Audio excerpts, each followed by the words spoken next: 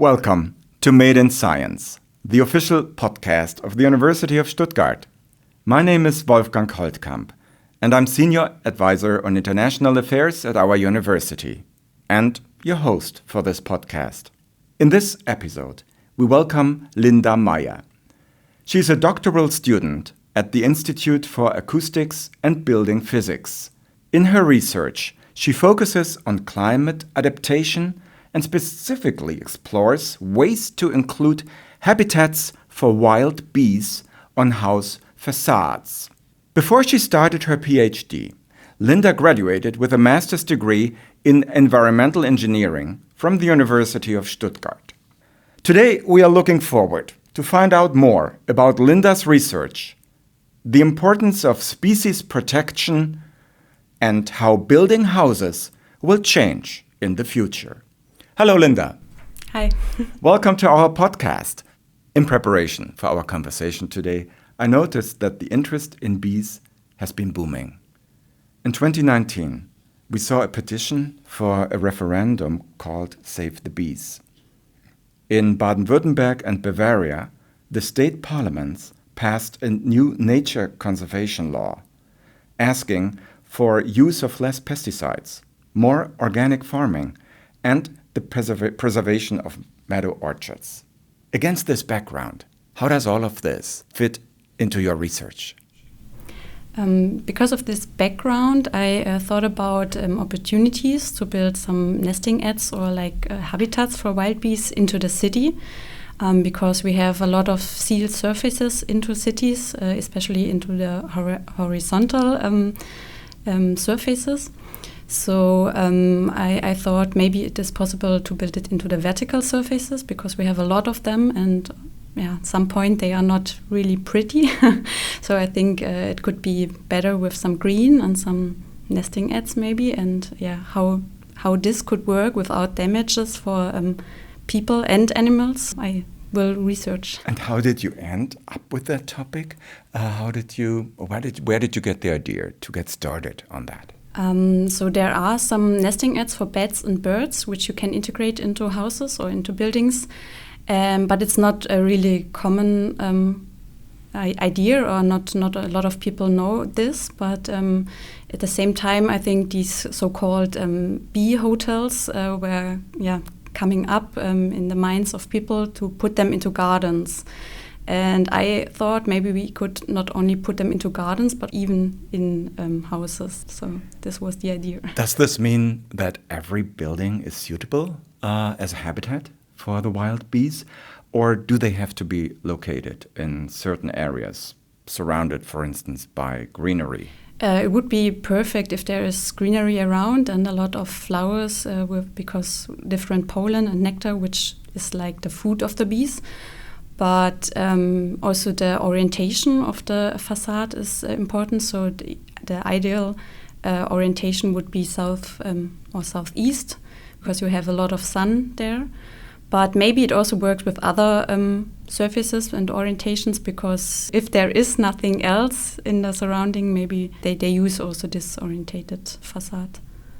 Your interest is on wild bees in particular, and they are in danger because if the habitat is in the holes in the ground, that is a problem because that is disappearing.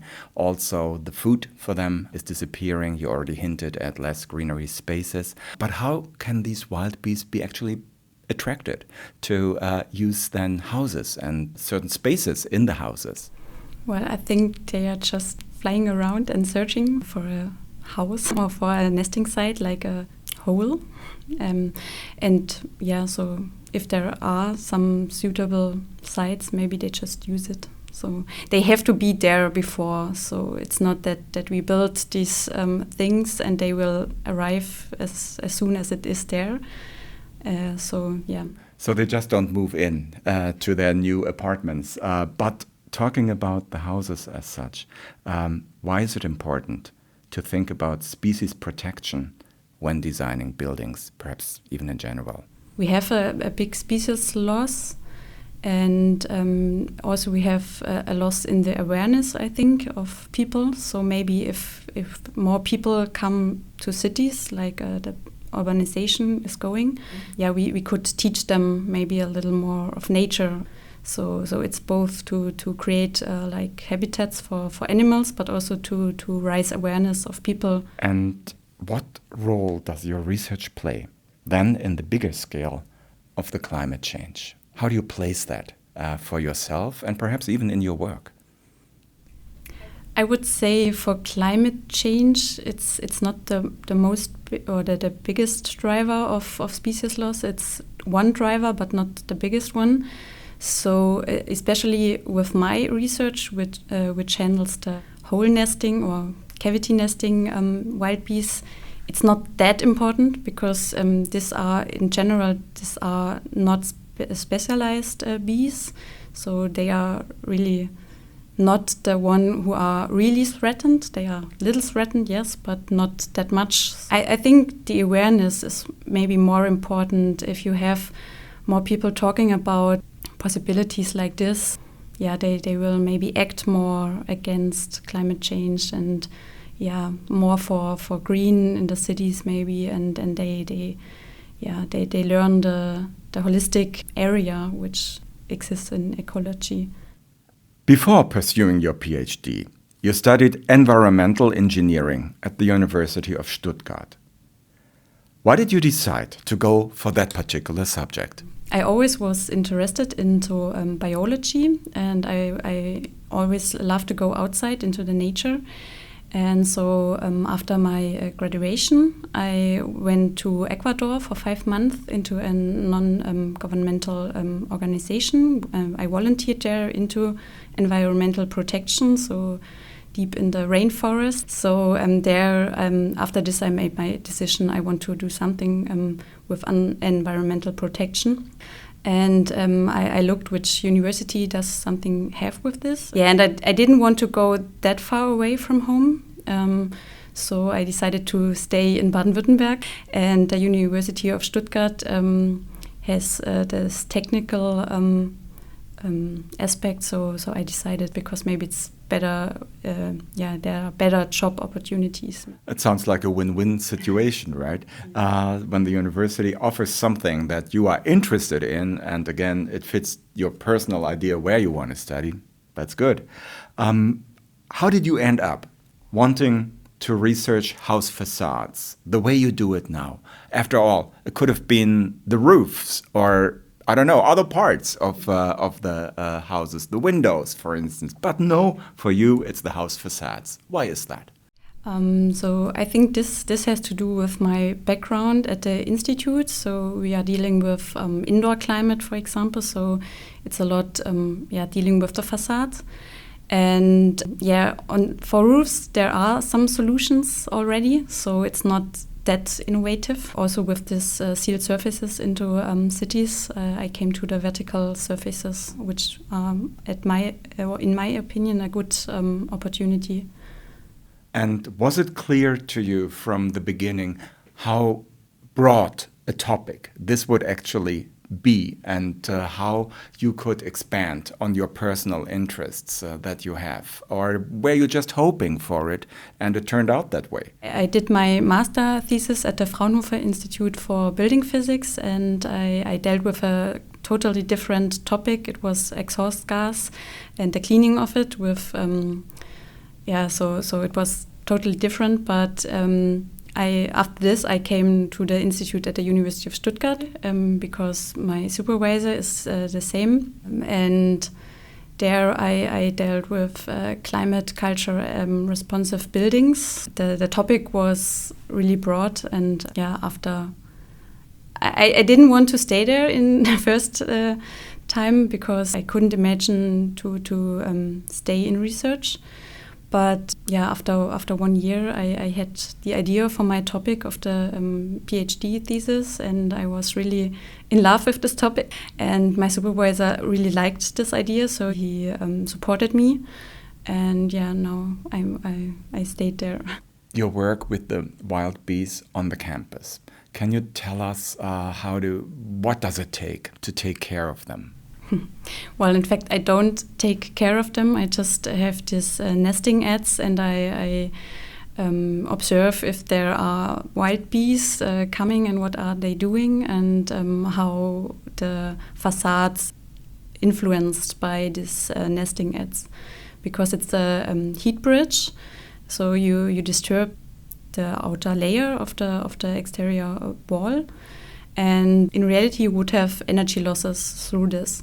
So I don't want to have energy losses, but I want to support these wild bees. So I take some measurements of temperature, relative humidity, stuff like this in the inside and outside. And with this I can calculate the heat flux, for example. And so I can calculate the energy losses. How has the interest of your fellow researchers been for that topic, and both on the campus, perhaps, those people who walk by? Do you get questions from them? Do you get emails that you can answer on the basis of your research? Or how has the scientific community reacted to that? Well, I think a lot of people are really interested if I talk about my topic, also because maybe you can imagine something with this topic. It's like, it's not that far away. So, and I think also the bee topic the wild bee topic is really actual, like you said before. The people walking by, they ask some questions when I did my measurements, what exactly I'm doing there and for what it is. And I think also this difference between honeybees and wild bees is not that clear in the heads of people. So I explained a lot. I had some emails of some associations in Stuttgart, and they wanted to have a look on my test setups, and so this is really, really nice if the people are interested and you can explain why you're doing this. Thinking about the way how cities will be built in the next years, what do you think will cities of the future look like? Well, I hope they will be greener and have more flowers, and also roof greenery and facade greenery, but also concern for the wild bees, of course. I would prefer if there are more nesting sites, also in the verticals, but also in the horizontal surfaces.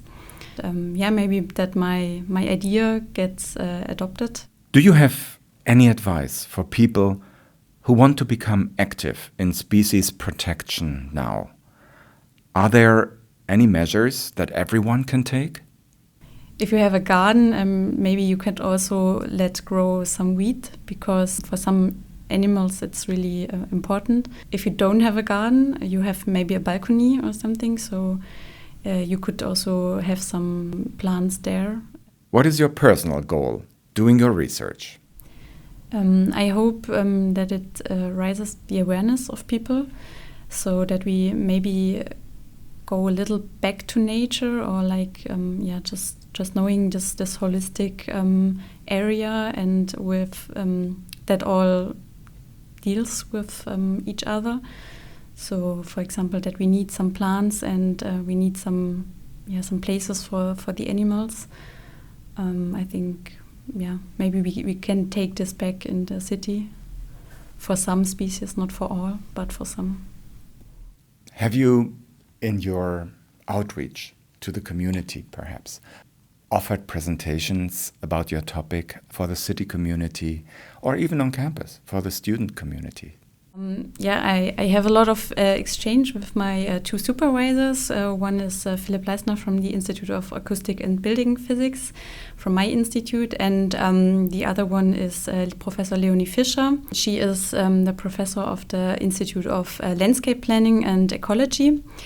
But beyond this, I had an article in the University Communications. And after that, a lot of people called or wrote an email and told me that they are really interested into the topic. So this was really nice. And also because of this article, I think it was also in the Stuttgarter Zeitung.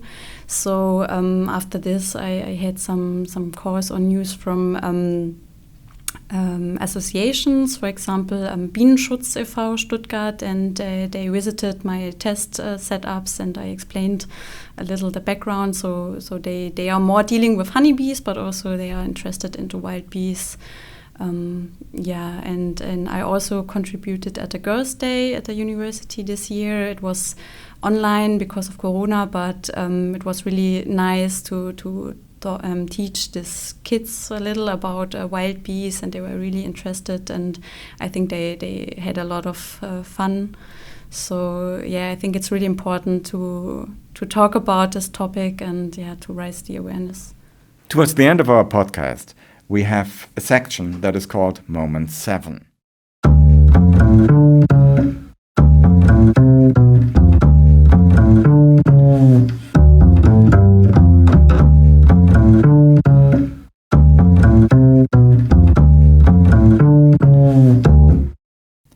And in that section, we have collected 7 questions that we would like to ask you. At the same time, please answer them as shortly as possible. Moment 1. Spätzle or Maultaschen? So, vegan Maultaschen. Moment 2. One thing you could change about the world? I think I'd like to have more respect for the environment, so for people, animals and plants. Moment 3. Do you have a book recommendation? Die Känguru-Chroniken von Marc-Uwe Kling. Moment 4. The best advice you have ever received? You shouldn't compare with each other, so maybe not too much at least. Moment number 5. The favorite place on campus? I like to go in the forest Pfaffenwald. Moment 6. If I could start all over again, I would do the following differently. I probably would take more classes in programming. And moment 7. Please complete the following sentence. Thanks to my studies, I know that. I know that you can teach you almost everything. Thank you. Thank you for this very informative talk, for making us aware of the wild bees, their situation, and also the changes that actually happening as we are talking already in the construction world around us. We are very much looking forward to staying in touch with you and wish you and your research all the best and good luck with everything you do.